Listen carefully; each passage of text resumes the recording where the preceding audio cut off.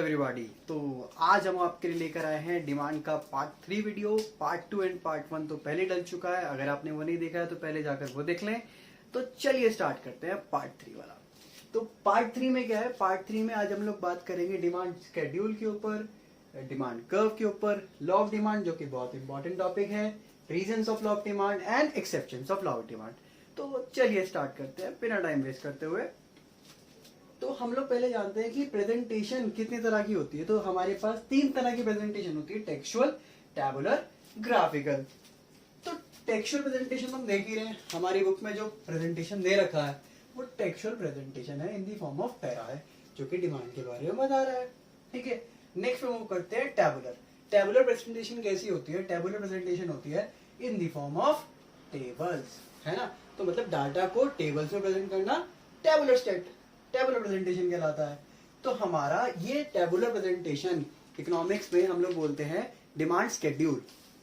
तो demand schedule क्या है? कुछ नहीं है, एक टेबुलर प्रेजेंटेशन है किस चीज की? हमारे डिमांड के डाटा की, जिसमें क्या होता है अलग अलग प्राइसेस पे अलग अलग डिमांड बताई जाती है। तो देखिए जैसे कि हमारे पास प्राइस 5 था तो डिमांड 1 थी, प्राइस 4 था तो डिमांड 2 हो गई, प्राइस फिर से फॉल करा, डिमांड बढ़ गई। तो यहाँ पे हमें क्या दिखा रहा है? हमें रिलेशन बता रहा है प्राइस के बीच में कि प्राइस अगर हमारा राइज करता है तो डिमांड फॉल कर जाती है, और इस केस में क्या हो रहा है, प्राइस जो है वो फॉल कर रहा है तो डिमांड हमारी राइज करती जा रही है। ये हमारा कुछ नहीं है, ये हमारा डिमांड स्केड्यूल है। तो डिमांड स्केड्यूल हमें समझ आ गया। तो डिमांड स्केड्यूल है क्या? डिमांड स्केड्यूल एक टेबुलर रिप्रेजेंटेशन है किसकी? डिमांड के डाटा की, जिसमें वेरियस प्राइसेस पे वेरियस क्वांटिटी डिमांडेड हमारा बता रखा है। चलो ठीक है, ये तो हमें समझ आ गया। आगे देखते हैं कि डिमांड कर्व क्या है। डिमांड कर्व हमारा होता है graphical representation of demand schedule. तो डिमांड कर्व क्या है? डिमांड स्केड्यूल की ग्राफिकल रिप्रेजेंटेशन। तो मतलब हमने ग्राफ में इन दी फॉर्म ऑफ ग्राफ दिया है। ठीक है, किसको? हमने टेबुलर स्टेटमेंट को हमारी जो कि डिमांड स्केड्यूल था उसकी ग्राफिकल रिप्रेजेंटेशन कर दी है। तो ग्राफ में हम लोग क्या दिखाएंगे? ग्राफ में हम लोग दिखाएंगे कि अलग अलग पॉइंट पे हमारी अलग अलग डिमांड क्या रहती है। तो देखिए जैसे प्राइस हो गया 1, 2, 3, 4 एंड 5, और ये 1, 2, 3, 4, 5। ठीक है, जब हमारा प्राइस 1 था तो हमारी डिमांड हाई थी, जब हमारा प्राइस 4 हो गया तो हमारी डिमांड 2 हो गई, जब हमारा प्राइस 3 हो गया तो डिमांड भी 3 थी, उसके बाद जब हमारा प्राइस 2 हुआ तो डिमांड हमारी 4 हो गई। ठीक है, जब हमारा प्राइस 1 हुआ तो फिर उसके बाद हमारा ये पॉइंट यहाँ पर आ गया। तो हम देख रहे हैं कि ये क्या कर रहा है, इनवर्स स्लोप हो रहा है। इसको बोलते हैं इनवर्स स्लोपिंग। क्यों बोलते हैं? क्योंकि ये देखो डाउनवर्ड जा रहा है, और इसका डाउनवर्ड जाने का रीजन ये है कि जैसे जैसे प्राइस बढ़ता जाएगा तो डिमांड कम होती जाएगी। तो देखिए हमारा प्राइस 1 से 2 हुआ, 2 से 3 हुआ, 4 से 5 हुआ, और देखो डिमांड हमारी 5 पर 1 हो गई। हमने वही अपना डिमांड शेड्यूल जो हमने बनाया था अभी इधर, उसी को प्रेजेंट किया है। जैसे कि 1, 2, 3, 4, 5। तो इसमें हमारी डिमांड कितनी है? 5, 4, 3, 2, 1। तो जब हमने डिमांड शेड्यूल को ग्राफिकल प्रेजेंटेशन दे दिया, डिमांड कर्व बन गया। ठीक है, तो डिमांड कर्व हमारा क्या बता रहा है? डिमांड कर्व हमारा बता रहा है कि इसकी डाउनवर्ड स्लोपिंग होती है। कहां से? लेफ्ट से लेके राइट तक। अच्छा, क्वेश्चन आता है कि डिमांड जो हमारा डिमांड कर्व है उसकी डाउनवर्ड स्लोपिंग क्यों होती है? तो डाउनवर्ड स्लोपिंग होने का रीजन क्या है? देखो जैसे जैसे हमारा प्राइस बढ़ता जा रहा है डिमांड हमारी कम होती जा रही है। तो प्राइस के बढ़ने से डिमांड कम होती है। क्या बोलते हैं इसको? Inverse relationship between the price and the quantity demanded. तो यही हमारा रीजन है डाउनवर्ड स्लोपिंग का। तो चलिए आगे चलते हैं।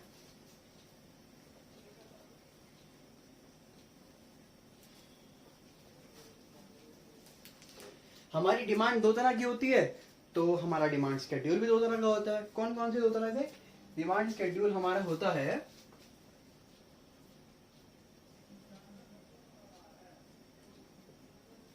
एक तो हमारा होता है मार्केट डिमांड वाला, मार्केट डिमांड स्केड्यूल, और एक हमारा होता है इंडिविजुअल डिमांड स्केड्यूल।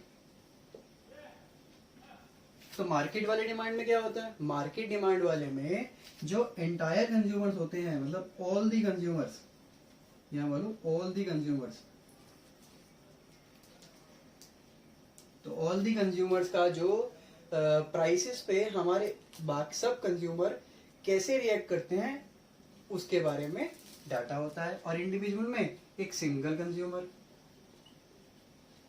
मतलब ये बोल रहा है कि प्राइस 1 पे एक कंज्यूमर, प्राइस 1 पे डिमांड हमारी मार्केट डिमांड कितनी होगी, तो मतलब जितने भी मार्केट में लोग प्रेजेंट हैं, जितने भी इंडिविजुअल्स हैं, वो सब लोग प्राइस 1 पे कितनी डिमांड करते हैं, मतलब वो सब लोग मिलके कितनी विलिंगनेस दिखाते हैं किसी गुड्स को खरीदने के लिए, है ना। तो वो हमारा क्या कहलाता है, मार्केट डिमांड शेड्यूल कहलाता है। तो मार्केट डिमांड शेड्यूल कुछ ऐसा बनता है, मान लीजिए प्राइस है 1 2 3 4 एंड 5, और हमारा डिमांड जो है ये देखिए, ये है इंडिविजुअल 1 की और ये लो इंडिविजुअल 2 की। तो ये इंडिविजुअल करता है 5 4 3 2 1, ये तो इंडिविजुअल 1 की डिमांड है। दूसरे वाले की है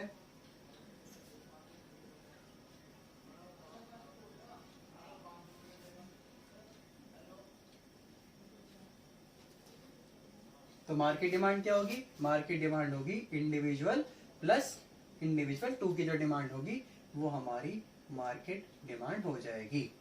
मार्केट डिमांड क्या होगी, हमारी मार्केट डिमांड दोनों इंडिविजुअल की, जब हम डिमांड को ग्रुप कर देंगे तो हमारी मार्केट डिमांड आ जाएगी। तो मार्केट डिमांड कुछ नहीं है, सारी इंडिविजुअल की डिमांड का सम टोटल हमारा मार्केट डिमांड कहलाता है। जब हम मार्केट डिमांड के डाटा से बनाएंगे अपना डिमांड कर्व, तो हमारा वो मार्केट डिमांड कर्व कहलाएगा, और इंडिविजुअल के डाटा से बनाएंगे तो इंडिविजुअल डिमांड कर्व कहलाएगा। ठीक है, तो चलिए आगे चलते हैं। तो हमने पढ़ लिया कि डिमांड स्केड्यूल भी पढ़ लिया, मार्केट डिमांड भी पढ़ लिया, और डिमांड कर्व भी पढ़ लिया। और हमने ये भी जाना कि डिमांड कर्व की प्रॉपर्टीज है डाउनवर्ड स्लोपिंग, और वो डाउनवर्ड स्लोपिंग क्यों होती है, क्योंकि प्राइस और डिमांड के अंदर क्या होता है, नेगेटिव रिलेशन होता है। ठीक है, तो चलिए अब हम मूव करते हैं लॉ ऑफ डिमांड के ऊपर। तो लॉ ऑफ डिमांड क्या कहता है, लॉ ऑफ डिमांड बोलता है कि इनवर्स रिलेशनशिप रहता है हमारे प्राइस में और क्वांटिटी डिमांडेड में। कब रहता है, अगर अदर फैक्टर्स को कांस्टेंट रख दिया जाए। अच्छा, इंपॉर्टेंट बात ये है कि इनवर्स रिलेशनशिप होता है, किस में होता है, एक तो प्राइस में होता है और एक हमारी डिमांड में होता है। कब होता है, जब हमारे दूसरे वेक्टर्स को कांस्टेंट रख दिया जाए। ठीक है, तो चलिए जानते हैं कि ऐसा क्यों हो रहा है, हमारा लॉ ऑफ डिमांड ऐसा क्यों बोलता है। देखिए, जो लॉ ऑफ डिमांड है, जो डिमांड है, ये हमारा एक डिपेंडेंट वेरिएबल है। ये डिपेंड करता है, किसके ऊपर डिपेंड करता है, जो हमने पार्ट 2 के अंदर डिटर्मिनेशन ऑफ डिमांड पढ़े थे, वो फैक्टर्स देखे थे जो डिटरमाइन करते हैं हमारी डिमांड को, उन फैक्टर्स के ऊपर हमारा जो डिमांड है वो डिपेंड करता है। तो ये सारे, ये क्या है, डिपेंडेंट है। और जो दूसरे फैक्टर्स थे जो कि अफेक्ट करते थे, फैक्टर्स जो अफेक्ट करते हैं डिमांड को, वो हमारे पास दो तरह से होते हैं। एक तो होता है प्राइस ऑफ ऑन गुड्स, ठीक है, और बाकी जो हमारे होते हैं वो हमारे होते हैं अदर देन प्राइस फैक्टर्स। तो अदर देन प्राइस में कौन कौन सा आता है, अदर देन प्राइस में आ गया प्राइस ऑफ रिलेटेड गुड्स, और सेकंड आ गया टेस्ट एंड प्रेफरेंस,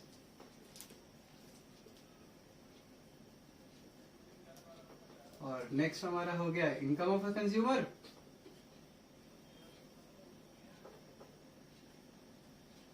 और एक और हमारा था जो कि हमारा इसी से रिलेटेड है। इसमें हमारे दोनों आ गए, एक तो हमारा कॉम्प्लीमेंट्री भी आ गया और रिलेटेड भी आ गया, टेस्ट एंड प्रेफरेंस भी आ गया और इनकम भी आ गया। अब हमारे पास एक ही बचता है expectations of change in price. कब? फ्यूचर में। तो हमारे पास जो फैक्टर्स थे, ये सारे हमारे जो फैक्टर्स हैं ये इंडिपेंडेंट है, ये भी इंडिपेंडेंट है। इनके ऊपर हमारी डिपेंड करती है डिमांड। इनमें चेंज आने की वजह से डिमांड में चेंज आता है, इसलिए हमारा जो डिमांड है डिपेंडेंट वेरिएबल है। ठीक है, लेकिन हम लॉ ऑफ डिमांड में देखते हैं कि इनवर्स रिलेशनशिप है किसमें? प्राइस और खाली क्वांटिटी डिमांड में। मतलब प्राइस गुड्स में और उसकी क्वांटिटी डिमांड में हमारा क्या है, जो है वो इनवर्स रिलेशनशिप है। तो इनवर्स रिलेशनशिप किसमें देखना चाह रहे हैं? सिर्फ प्राइस में और क्वांटिटी डिमांड में। तो वो देखने के लिए हमें क्या करना पड़ेगा, ये सारे फैक्टर्स को कांस्टेंट लेना पड़ेगा। मतलब इन फैक्टर्स में कोई भी चेंज नहीं होना चाहिए, नो चेंज। क्योंकि अगर इन फैक्टर्स में चेंज होगा तो प्राइस के चेंज होने से भी कई बार अफेक्ट नहीं कर पाएगा, इनवर्स रिलेशनशिप नहीं दिखा पाएगा। इसीलिए हमारा लॉ ऑफ डिमांड बोलता है कि बाकी सारे फैक्टर्स को हम कांस्टेंट रख लेते हैं, मतलब उनमें कोई चेंज नहीं लाते हैं। क्योंकि अगर उनमें चेंज आया तो जो हमारा प्राइस का जो फैक्टर का जो चेंज है, जो हमारा प्राइस इंडिपेंडेंट फैक्टर है उसका जो चेंज है वो डिमांड के ऊपर ठीक से नहीं पता चल पाएगा। तो इसीलिए हम लॉ ऑफ डिमांड में बाकी सारे फैक्टर्स को कांस्टेंट रख देते हैं। और यही हमारा लॉ ऑफ डिमांड की अजम्पशंस रहती है। क्या अजम्पशंस रहती है? कि प्राइस को छोड़ के बाकी सारे फैक्टर्स के बीच में कोई भी चेंज नहीं आना चाहिए, ताकि जो हमारा अफेक्ट दिखाई दे, जो हमारा क्वांटिटी डिमांड पे अफेक्ट दिखाई दे, वो जो अफेक्ट हो वो सिर्फ प्राइस और डिमांड के अंदर का। तो हमारी असम्पशंस भी हो गई। तो लॉ ऑफ डिमांड क्या एज्यूम करके चलता है? लॉ ऑफ डिमांड एज्यूम करके चलता है कि प्राइस ऑफ रिलेटेड गुड्स कौन कौन से? एक तो हमारा सब्स्टिट्यूट गुड्स में कोई चेंज नहीं होना चाहिए, कॉम्प्लीमेंट्री गुड्स का प्राइस चेंज नहीं होना चाहिए, टेस्ट एंड प्रेफरेंस में भी कोई चेंज नहीं आना चाहिए, इनकम ऑफ कंज्यूमर भी चेंज नहीं होनी चाहिए, और जो प्राइस है वो ना तो राइज होना चाहिए फ्यूचर में, ना ही फॉल करना चाहिए। मतलब चेंज नहीं होना चाहिए या फिर कांस्टेंट होना चाहिए। ठीक है, या फिर नो चेंज। तो ये हमारी क्या है? assumptions हैं, assumptions of law of demand. ठीक है, तो अगर हम लोग ये assumptions लेके चलेंगे तो क्योंकि हमने प्राइस को छोड़ दिया है, बाकी सारे फैक्टर्स को कांस्टेंट रख दिया है, तो हमारी डिमांड को डिटरमाइन कौन सा फैक्टर करेगा?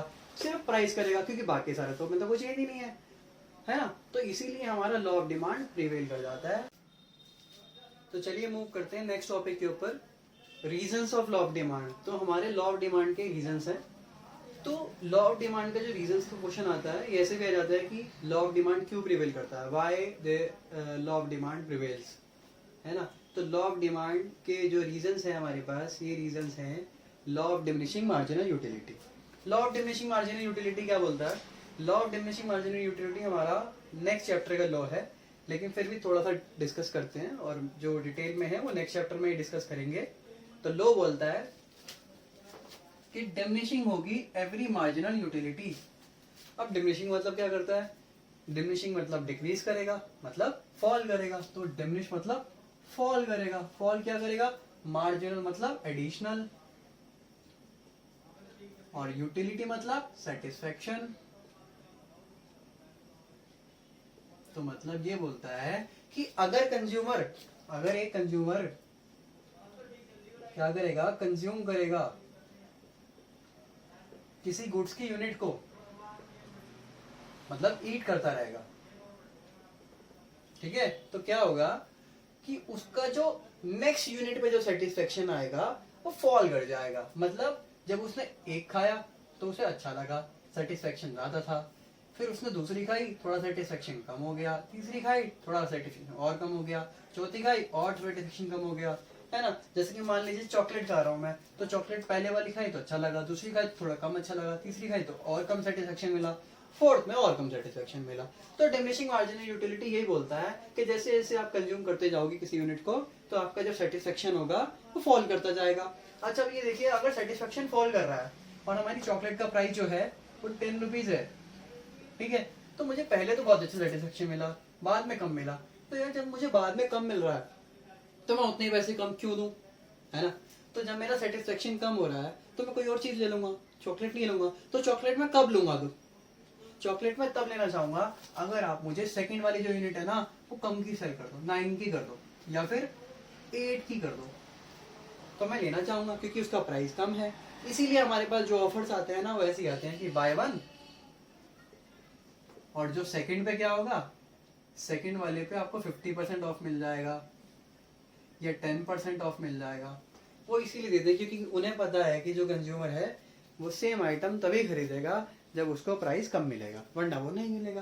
तो इसीलिए हमारा जो लॉ है वो यहाँ पे प्रिवेल कर जाता है, क्योंकि जब प्राइस कम होगा तभी डिमांड वो बढ़ाएगा, अदरवाइज डिमांड नहीं बढ़ाएगा।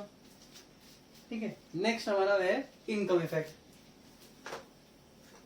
इनकम इफेक्ट हमारा कहता है कि हमारी जो इनकम है, यहाँ पे हमारी इनकम में कोई चीज नहीं आ रहा है। एक्चुअल इनकम होती है, दो तरह की इनकम होती है हमारे पास। एक होती है मनी इनकम, मनी इनकम, और एक होती है हमारे पास रियल इनकम।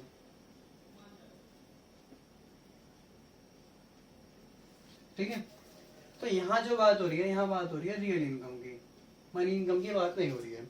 मान लीजिए कि मेरी पॉकेट मनी जो है, मेरी पॉकेट मनी 50 रुपीज है, और कल पापा ने मुझे क्या करा, बोला कि बेटा आपकी पॉकेट मनी मैं 100 कर रहा हूँ, तो मतलब मेरी पॉकेट मनी 100 हो गई, तो मेरी मनी इनकम बढ़ गई। क्या बढ़ी, मनी इनकम बढ़ गई।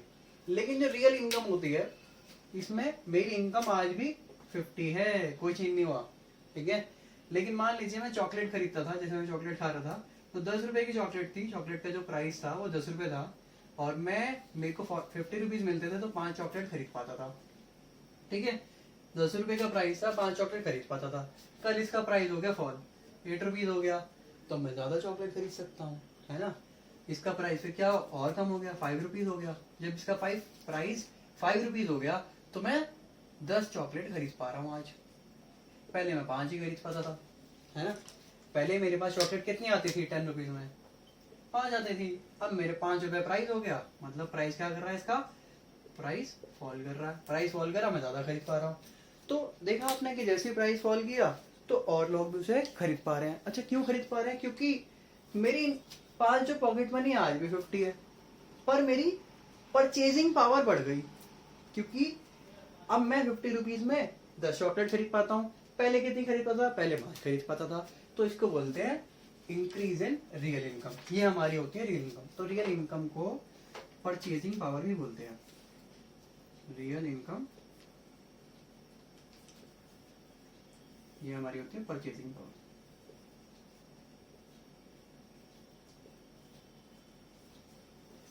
तो ये परचेजिंग पावर है हमारी, कि हम पहले 10 रुपए में 5 ही खरीद पाते थे, और हम हमारे पास सेम है पर फिर भी हम ज्यादा खरीद पा रहे हैं। तो कंज्यूमर जब चीज सस्ती हो जाएगी तो वो ऑब्वियसली ज्यादा खरीद पाएगा। अब मैं ज्यादा चॉकलेट खा पा रहा हूँ। चलिए नेक्स्ट देखते हैं सब्स्टिट्यूट गुड्स।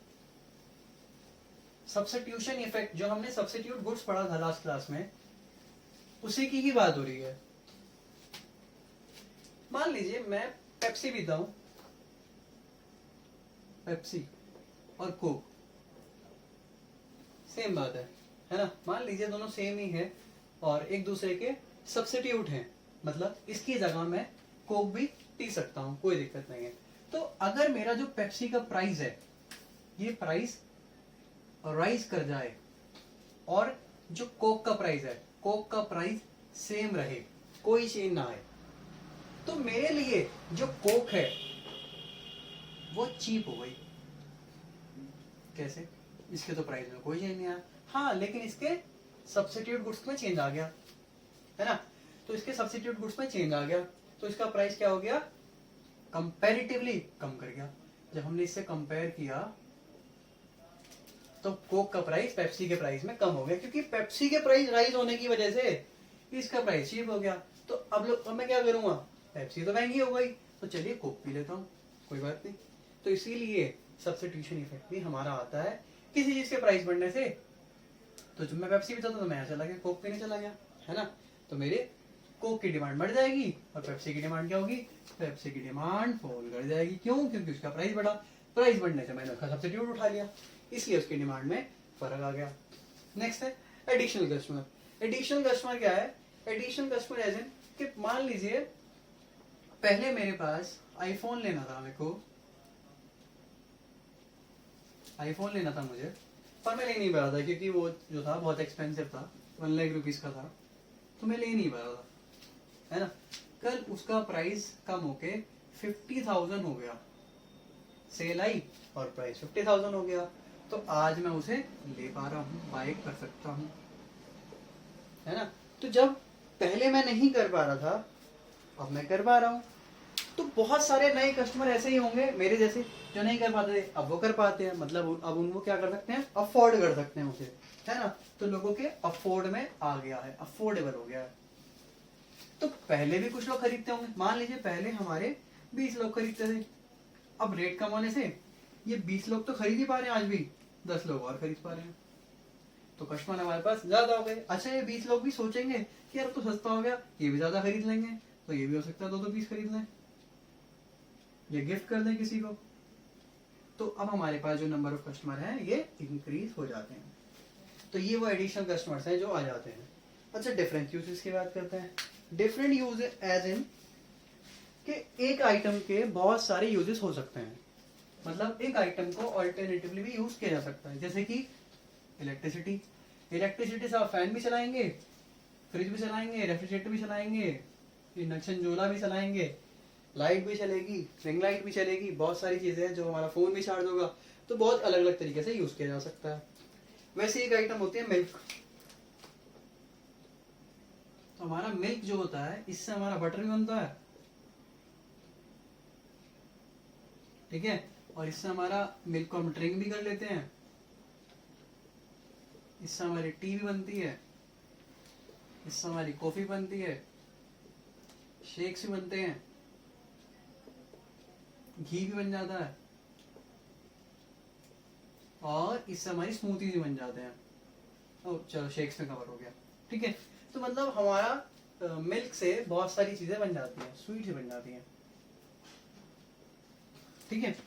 तो जब मिल्क का प्राइस सस्ता होगा, जब मिल्क का प्राइस कम रहेगा, चीप रहेगा या लो रहेगा, लो बोलो तो अच्छा, लो रहेगा, तो हम लोग क्या करेंगे यार, सब कुछ पिएंगे, सब कुछ बनाएंगे, कोई दिक्कत नहीं, क्योंकि प्राइस जो है कम है। लेकिन अगर कल प्राइस इसका बढ़ जाए तो मम्मी बोलेगी बेटा प्राइस बढ़ गया है, तो अब मेरे लिए जो इम्पोर्टेंट यूज होगा ना, जो सबसे ज्यादा इम्पोर्टेंट यूज होगा, मैं वही करूंगा। जैसे हमारे घर में टी बहुत इंपॉर्टेंट है, टी हमेशा पीते ही हैं, और साथ में दूध का घी बनता है, तो हम लोग क्या करेंगे, इसे टी और घी में बनाना स्टार्ट कर देंगे, बाकी जो यूजेस थे वो हम लोग कम कर देंगे, ठीक है। लेकिन ऑन दी अदर हैंड अगर प्राइस फॉल कर जाए तो उनसे जितने भी यूजेस हैं सब में कर लेंगे, क्योंकि प्राइस जो है कम हो गया है।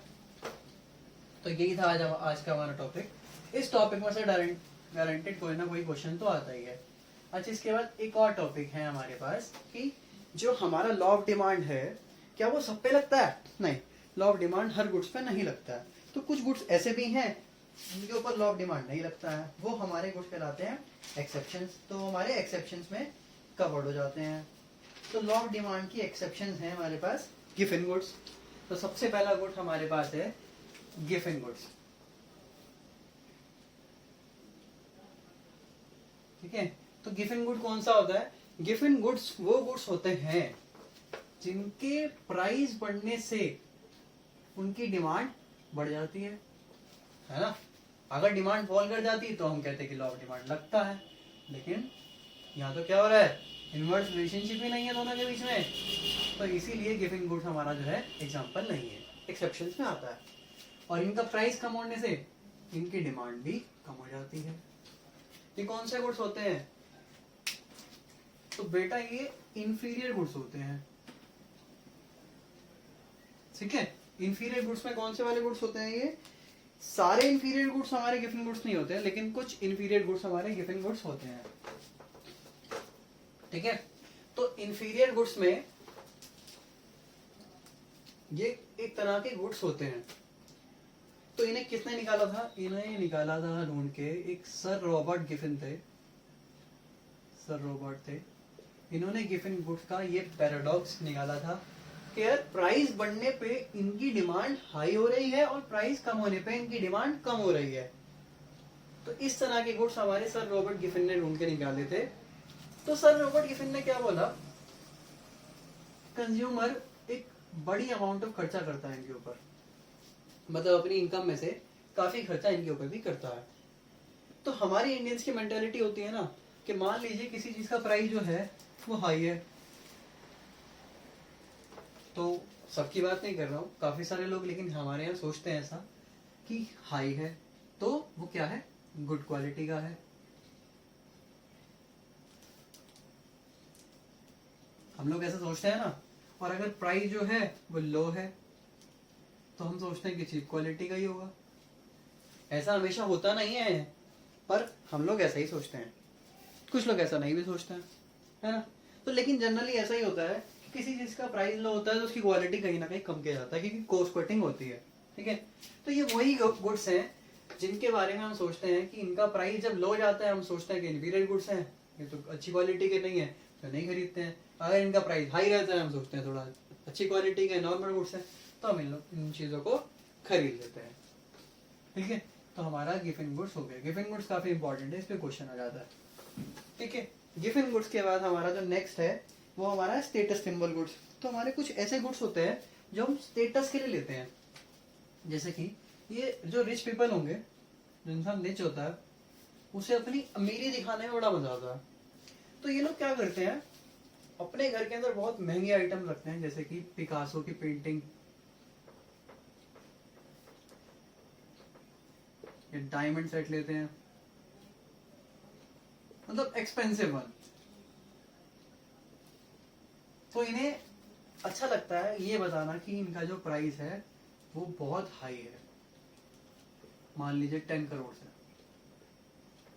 ठीक है, तो ये इन गुड्स को एज अ स्टेटस यूज करते हैं।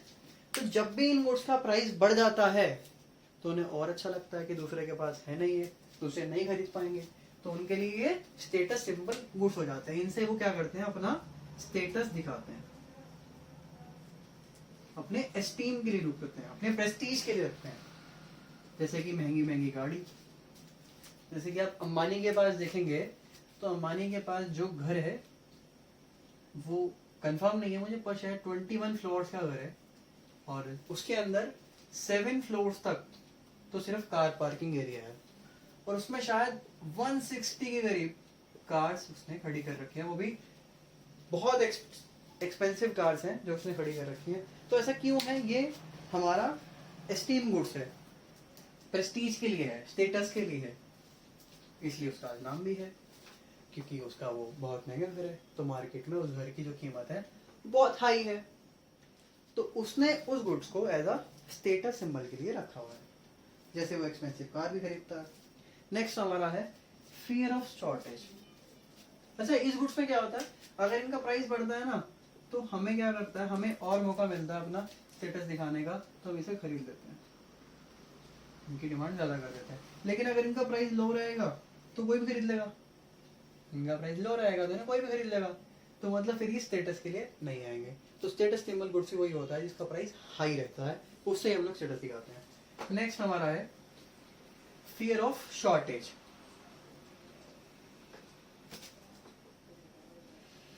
फियर ऑफ शॉर्टेज, तो इन गुड्स पे क्या होता है, मान लीजिए कल जैसे कि हमारे पास लॉकडाउन हुआ था, मान लीजिए कल लॉकडाउन लगने वाला है या 1 वीक बाद लॉकडाउन होने वाला है और पता चला है कि खाने पीने की चीजों की बहुत प्रॉब्लम होने वाली है, तो उनका प्राइस क्या हो जाएगा, हाई हो गया है। लेट्स सपोज उनका प्राइस हाई हो गया है, पर हमें पता है कि शॉर्टेज हो जाएगी, आगे टाइम कम मिलेगा, तो लोग क्या करते हैं, आज ही उसे ज्यादा खरीद लेते हैं। तो मैं बोल सकता हूँ ड्यूरिंग इमरजेंसीज हमारी जो प्राइस है गुड्स का बढ़ने के बाद भी, प्राइस राइज करने के बाद भी लोग डिमांड ज्यादा ही करते हैं, तो इनके ऊपर भी हमारा अप्लाई नहीं होता है। अगर हमें किसी गुड्स का पता है कि कल उसकी शॉर्टेज होने वाली है तो हम उसे आज ही ज़्यादा खरीद के रख लेते हैं ताकि हमारे पास शॉर्टेज ना हो, प्रॉब्लम ना है ना। तो इसी केस में ऐसा होता है। चलो नेक्स्ट देखते हैं। तो इसीलिए इसके ऊपर लॉ ऑफ डिमांड भी अप्लाई नहीं करता है, क्योंकि प्राइस बढ़ने से डिमांड बढ़ रही है, तो यहाँ पे क्या नहीं है, नेगेटिव रिलेशन नहीं है, नो नेगेटिव।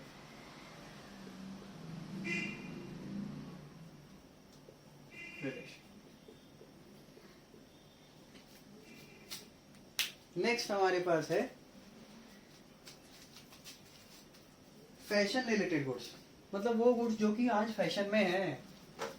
तो ये जो फैशन रिलेटेड गुड्स होते हैं ना, मार्केट में बस इनका नाम हो जाता है कि अब ये फैशन में आ गए हैं। तो ये जो फैशन गुड्स होते हैं इन्हें हम खरीद लेते हैं, क्योंकि हमें फैशनेबल दिखना है, फैंसी रहना है, जो फैशन है उसके साथ चलना है ना। तो फैशन रिलेटेड आर्टिकल्स का अगर प्राइस हाई भी होता है तो भी इनकी डिमांड हाई होती है, इसलिए ये भी लॉ ऑफ डिमांड का एक्सेप्शन हो जाता है। मान लीजिए कि आजकल हमारे जैसे नियॉन शूज का, नियॉन कलर का पूरे का ट्रेंड है, फैशन में है, तो सेम शूज अगर रेड कलर में लोगे तो उसका प्राइस है 5000, और अगर नियॉन में लोगे तो उसका प्राइस है 7000। सेम शूज सेम क्वालिटी, फिर भी प्राइस ज्यादा, और तब भी लोग रेड कम ले रहे हैं, नियॉन ज्यादा ले रहे हैं। क्यों ले रहे हैं? क्योंकि उसका फैशन आर्टिकल है, फैशन में है, और फैशन में है तो हमें लेना ही है, फैशन में रहना है, अपनी फैशन दिखानी है। अब नेक्स्ट है हमारे पास नेसेसिटी ऑफ लाइफ। तो जो गुड्स हमारी लाइफ के लिए नेसेसिटी होते हैं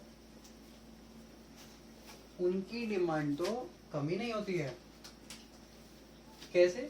नेसेसिटी में आप देख लीजिए, लाइक मेडिसिन। तो मान लीजिए अगर किसी को प्रॉब्लम है कोई, अगर किसी को कोई प्रॉब्लम है और उसकी तबीयत खराब है, काफी ज्यादा प्रॉब्लम है, तो प्राइस चाहे मेडिसिन का कितना ही हाई हो जाए वो लेगा ही लेगा, वो तो लेगा ही लेगा, बाय करेगा ही करेगा। मतलब प्राइस हाई होने के बाद भी डिमांड उसकी ज्यादा ही रहेगी, उसकी डिमांड कम नहीं होगी, क्योंकि वो गुड जो है हमारी लाइफ के लिए नेसेसिटी है। तो उसके ऊपर भी हमारा डिमांड नहीं चलेगा कि अगर प्राइस बढ़ गया तो डिमांड फॉल नहीं करेगी। क्यों नहीं करेगी? डिमांड फॉल यहाँ करेगी ही नहीं, क्योंकि कोई इंसान मरने वाला है तो वो ये वाली चीज नहीं होगी, उसकी डिमांड हाई ही रहेगी। क्योंकि अगर कोई मर रहा है, किसी को प्रॉब्लम है, तो मेडिसिन तो उसे लेनी ही लेनी जरूरी है, वो क्या है, नेसेसिटी है। तो नेक्स्ट हमारे पास है इग्नोरेंस। कुछ लोग जो होते हैं जिन्हें प्रिवेलिंग प्राइसेस के बारे में, कि जो प्राइसेस चल रहे हैं उनकी नॉलेज ही नहीं होती है, उनकी नॉलेज ही नहीं रहती है। जैसे कि मान लीजिए कोई फॉरेनर जो है, एक फॉरेनर थे, मान लीजिए रॉबर्ट है उसका नाम, ये जॉन ले लेते हैं। जॉन भैया जो हैं वो अमेरिका से आए हैं, इंडिया में आए हैं, और इंडिया में जो पटरी मार्केट होती है वहां पर घूम रहे हैं, और वहां पर उन्होंने क्या करा, एक टी शर्ट दिखी, तो टी शर्ट का उन्हें इंडियन बंदे ने प्राइस बताया कि बहुत हाई प्राइस बताया कि 5000 रुपीज है,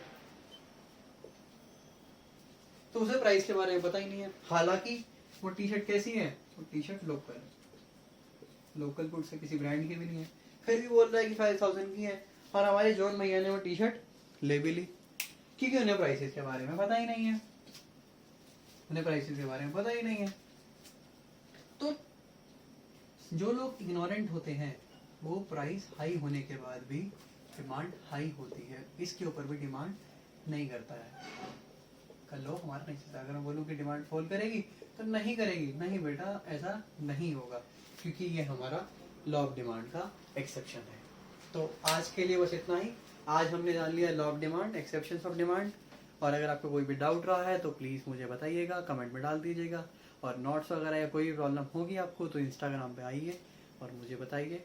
और होपफुली कि आपको पसंद आया होगा वीडियो, तो प्लीज़ अप्रिशिएट करिए, सपोर्ट करिए, चैनल को लाइक करिए और अपने दोस्तों के साथ शेयर करिए। तो चलिए चलते हैं, थैंक यू।